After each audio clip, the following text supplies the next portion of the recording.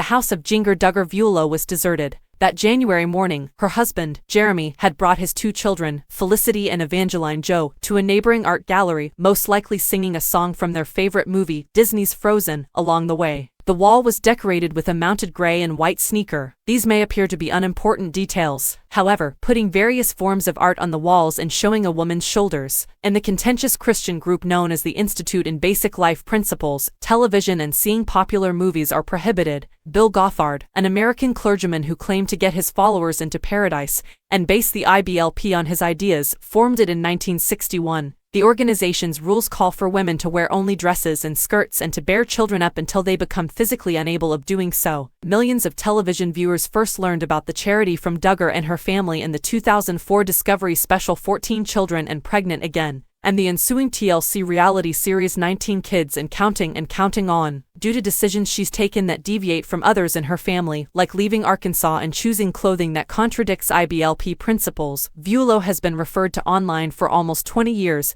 as a rebel Duggar. She's 29 years old now, and we're talking about her quest to reinterpret what Christianity meant to her in her new memoir, Becoming Free Indeed. She hopes that those who remain in the IBLP community or other repressive faiths would realize that not all of the teachings of man, including those of Gothard, the founder of the IBLP, are inspired by God. In order to publicly explain how she overcame her fear-based beliefs and in the hopes that her experience may be helpful to others, she is not seeking the spotlight once more to add to the rumors swirling around her family. Vuolo had to separate her personal religious views from those she picked up growing up in order to get to freedom. The Bible is silent in many areas where I believed it was speaking to me, but it was really just a man telling me how to live my life, she added. We discuss her current personal and family life, how she manages her social anxiety, and her thoughts on her brother Josh's recent conviction for child pornography below. I met many families at an IBLP conference who told me about their children who had recently abandoned their faith or Christianity entirely because they had been so negatively affected by those teachings. Should I write about this, I wondered,